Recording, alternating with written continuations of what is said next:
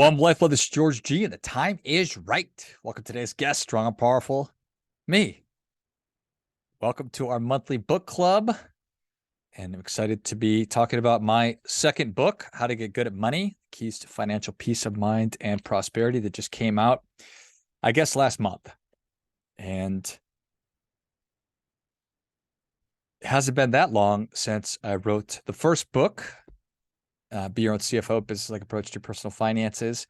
And so it's exciting. I'm glad, I'm proud to have written this book as well. I'm super happy with it. And when I started talking about how we were launching the second book, I got all these messages saying, didn't you just launch the first book? Didn't you just write your first book? And the answer, of course, like I just said, was yes. But the thing is that once I started writing again, which has now been probably a couple of years, I read every day. And once I figured out how to write a book, the first book, now I know how to do it. And so I'm interested in writing more. And so just to tell you a little bit about the process that I go through is I write for 45 minutes to an hour, at least every day, and sometimes a little bit longer if I find that I have a little bit of extra time, but at least that much. So it allows me to just be incrementally chipping away at everything. So subsequently, I suppose I'm announcing that I've got a lot more books to come. So currently I'm working on 3 books and have ideas for many more. So more to come. And I do consider myself to be a writer. Whether I consider myself to be an author, even though I 100% identify as a writer. So I can't talk enough about the importance that this has had in my life and the value that writing has brought me. And I can't stress enough how much I think that you should do the same. Now, I'm not saying you need to start writing books or anything like that, but the act of writing is such a valuable thing because it helps you to become a more clear thinker. It helps you become a much more organized thinker. It helps you to formalize your opinions and your thoughts and your beliefs about things. Essentially, what we're doing when we're writing is we're thinking about what we're thinking about, and then we're expanding on those thoughts and refining them and growing them. And when you start turning that part of your brain on, then it wants more. You're going to find that you're subconsciously going to be thinking about new things, and you're going to be having new ideas pop into your mind, and you're going to be seeing and paying attention to things that pique your interest, that you're going to want to write about or think about. And that's nothing but a really positive thing.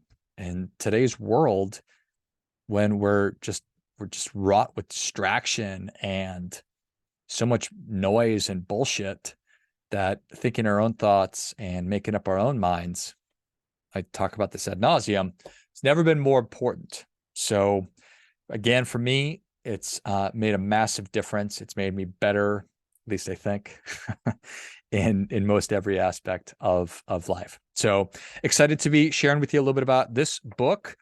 The motivation for writing it, my work is all about how to help people get better at money so they can live how they want. That's it. So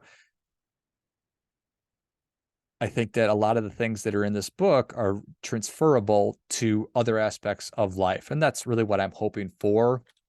The whole idea here is that we're all weighed down by something.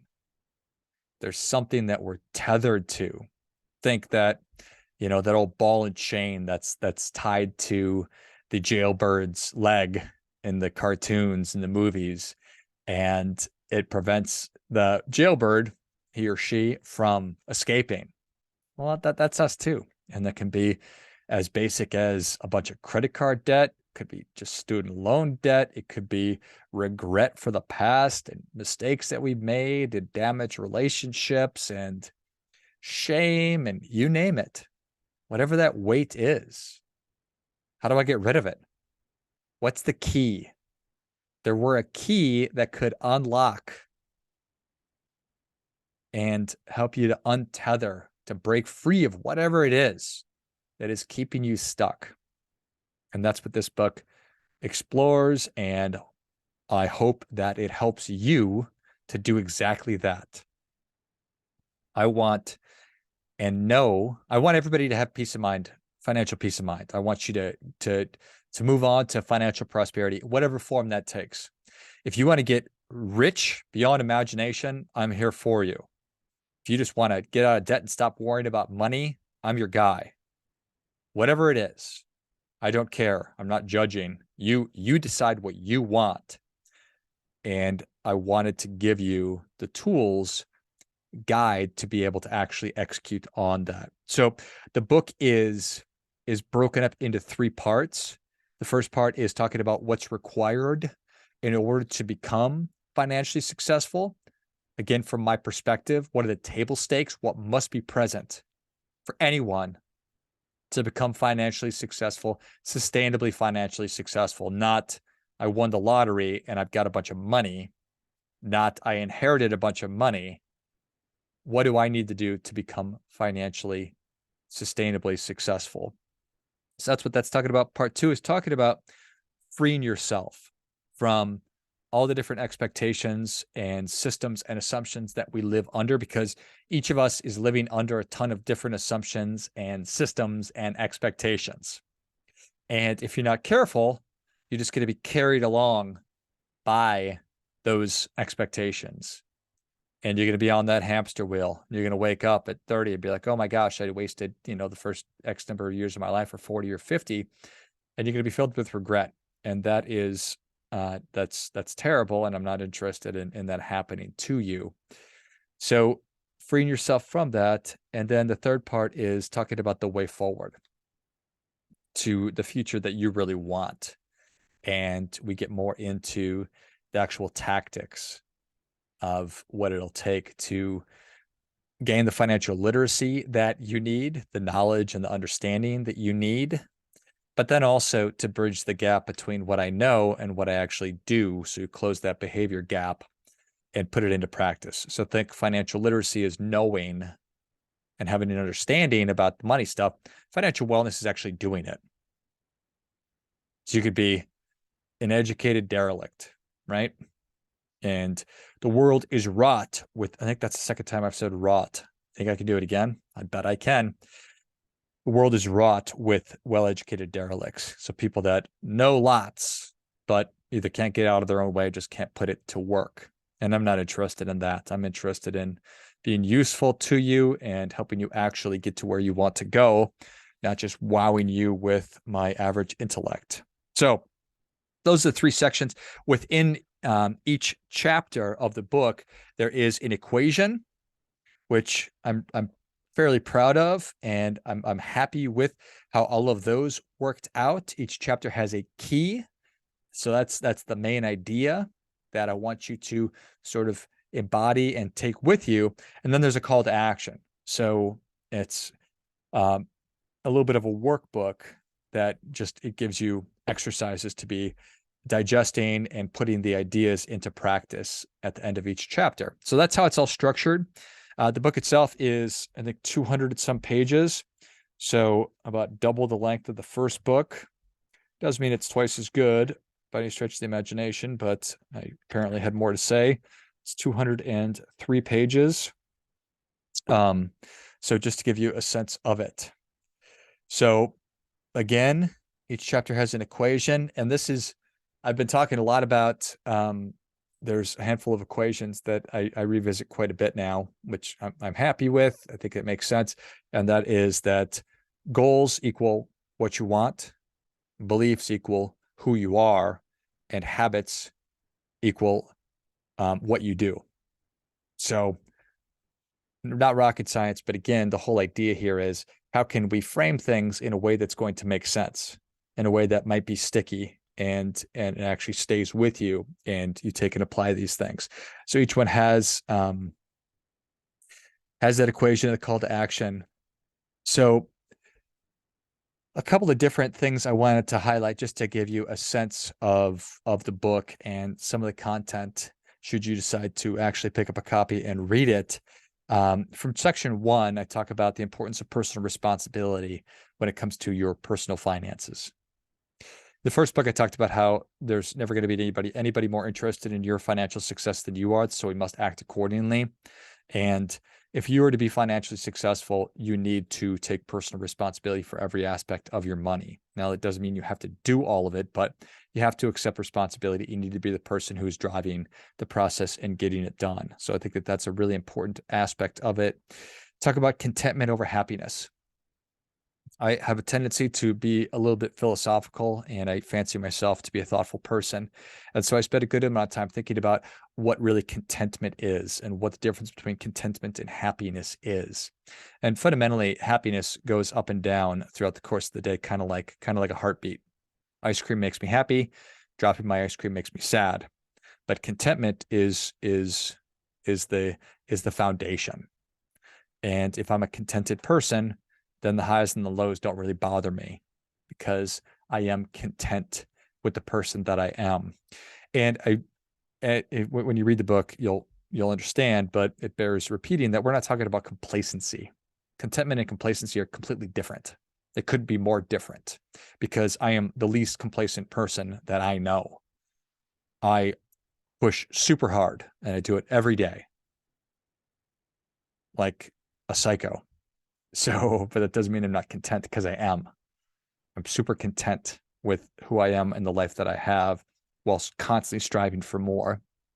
And so I think I think that's a really, really important thing. A couple of things I wanted to highlight, talk about from part 2 are the different patterns that we follow.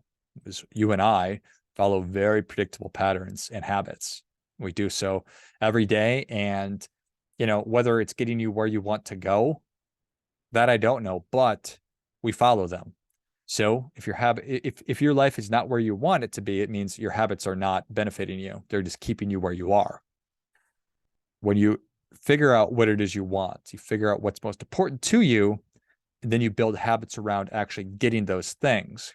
So we must examine our habits. We must examine the patterns that we follow. So are your habits and your patterns getting you what you want? Will they get you what you want? I don't know. That's what it asks you to examine and interrogate.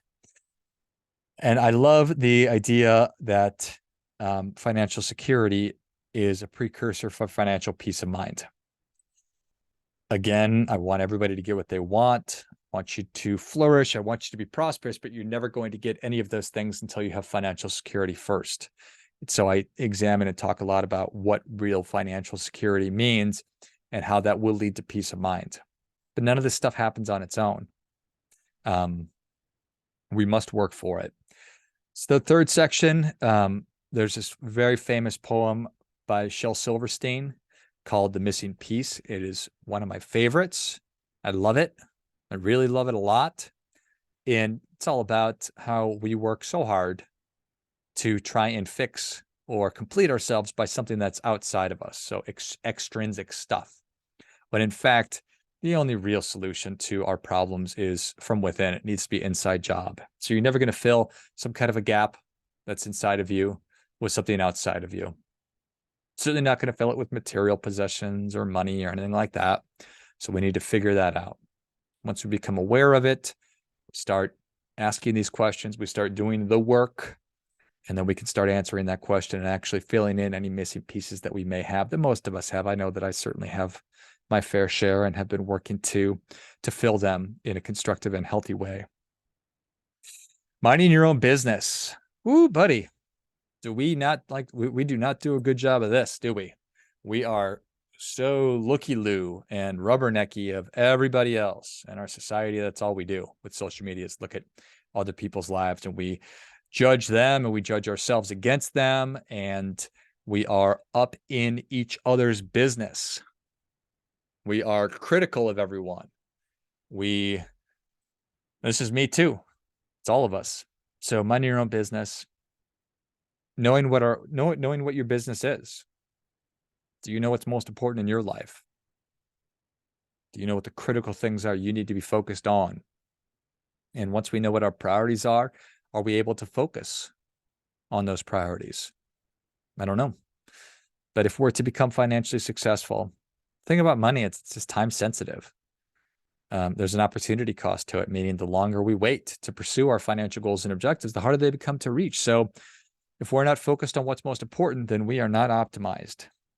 And then making good values-based decisions. Values, I think we talk a lot about those. I know I do, but we hear a lot about it. And I don't know that we actually sit down and think about what our values are. Do you? I spend an immense amount of time thinking about my values and am constantly asking myself as to whether or not they're static, because they're not. Now, there's lots of values that I like. For the longest time, I would say that my core values were friendship, justice, and learning. And those are still very, very, very important to me. But today, it's responsibility, specifically personal responsibility. It's still justice, and freedom. So freedom, responsibility, and justice. Those are my paramount, core, most important values. And since I know what those are, they become the criteria by which I pass information through and I make decisions about things. Is this something I'm going to say yes to? Is this something I'm going to say no to? Pretty easy, right? But if I don't have any kind of a criteria, if I don't have that filter through which I'm passing information through to make decisions, well, how do I know if I'm making the right decisions? Well, you don't. And you're for sure not. You might be making fine decisions, but are they decisions that are based on what is most important to you? And that's where the values comes in. That's where the values come in. So such an important thing. And the book closes with a series of financial first principles that I think are really some of the key drivers and most important things for getting to where you want to go, to really getting good at money and making good financial determination, financial decisions, all that good stuff. So all in all, I am proud of the book. I'm happy with the way that it turned out. And I hope that you are able to pick up a copy and read a copy of it. And I love your feedback. I'm always interested in that. I'm always working to get better, and certainly appreciate all of your support. If you enjoy the show just in general, if you enjoyed this episode, I'd be super grateful if you would, if you're not already subscribed to the show, subscribe to the show. If you're watching on YouTube, give us a like and a share, and tell somebody else about the show too, because that certainly helps the show to grow. And if you've not reviewed it, obviously it would be helpful to me if you would also leave us a review wherever you're listening. So appreciate the time as always. And remember, do your part by doing your best.